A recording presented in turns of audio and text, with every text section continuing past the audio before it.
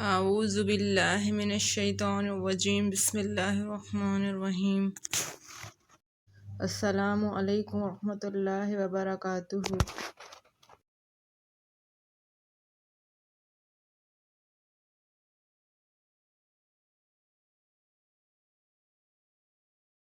اگر آپ کو اردو میں کسی بھی موضوع کے حوالے سے ویڈیو چاہیے تو آپ ہمیں کمنٹ باکس میں میسج کر کے بتا سکتے ہیں۔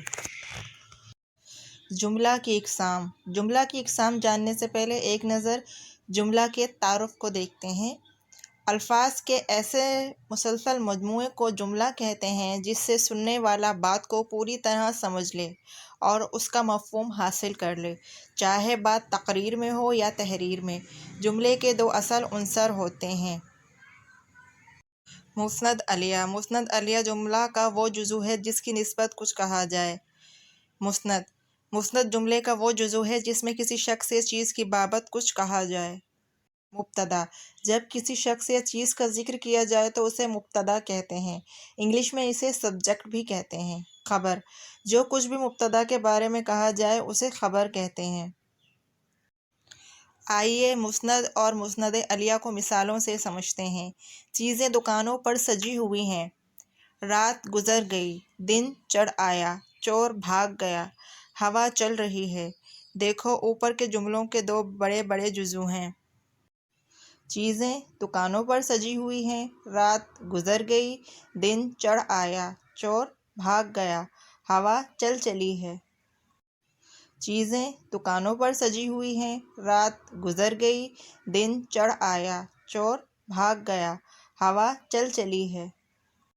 پہلا جزو مثلاً چیزیں، رات، دن، چور اور ہوا ایسی چیزیں ہیں جن کی بابت کچھ کہا گیا ہے، ایسے جزو کو مسند الیہ کہتے ہیں۔ نمبر دو کے جزو مثلاً دکانوں پر سجی ہوئی ہیں، گزر گئی، چڑھ آیا، بھاگ گیا اور چل رہی ہے ایسے الفاظ ہیں جن میں مسند الیہ کے بارے میں کچھ کہا گیا ہے، ایسے جزو کو مسند کہتے ہیں۔ ترکیب یا صورت کے لحاظ سے جملے کی دو قسمیں ہیں۔ مفرد جملہ۔ مفرد جملہ اس جملے کو کہتے ہیں جس میں صرف ایک مسند الیہ ہو اور ایک مسند ہو، مثلاً احمد لکھتا ہے، خواجہ کھاتا ہے وغیرہ۔ مرکب جملہ۔ مرکب جملہ اس جملہ کو کہتے ہیں جس میں دو یا دو سے زیادہ مفرد جملے مل کر ایک مفہوم یا خیال کو ظاہر کریں، مثلاً ساجد اگر نہیں گیا تو میں بھی نہیں جاؤں گا۔ مرکب جملہ کی دو قسمیں ہیں۔ مرکب مطلق۔ اس مرکب جملہ کو کہتے ہیں جس میں ہر مفرد جملہ جدا ہوگا نہ برابر کی حیثیت رکھتا ہے اور معنی کے لحاظ سے دوسرے کا محتاج نہیں ہوتا، مثلاً احمد آیا اور شیر چلا گیا۔ مرکب ملطف۔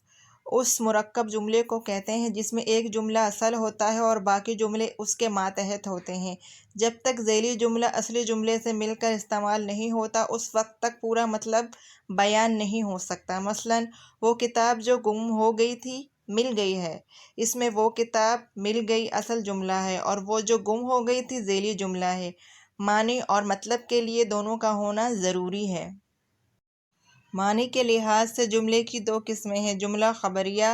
اس جملے کو کہتے ہیں جس سے کسی واقعہ کی حالت کی خبر ملے، مثلاً عادل آ گیا، فرید چلا گیا، خواجہ چالاک ہے وغیرہ۔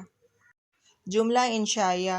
اس جملے کو کہتے ہیں جو کسی حکم یا استفہام یا انبساط یا تعجب یا تنبیہ اور دعا وغیرہ جیسے جذبات کو ظاہر کرے، مثلاً کاش وہ آگے آتا، یہ کام کرنا اچھا نہیں، ماشاءاللہ کیا خوب بات کہی ہے وغیرہ۔ مسند کے لحاظ سے جملے کی دو قسمیں ہیں۔ جملہ اسمیہ۔ اس جملے کو کہتے ہیں جس میں مسند اور مسند الیہ دونوں موجود ہوں، مثلاً رام ذہین لڑکا ہے، اس میں رام مسند الیہ اور ذہین لڑکا مسند ہے۔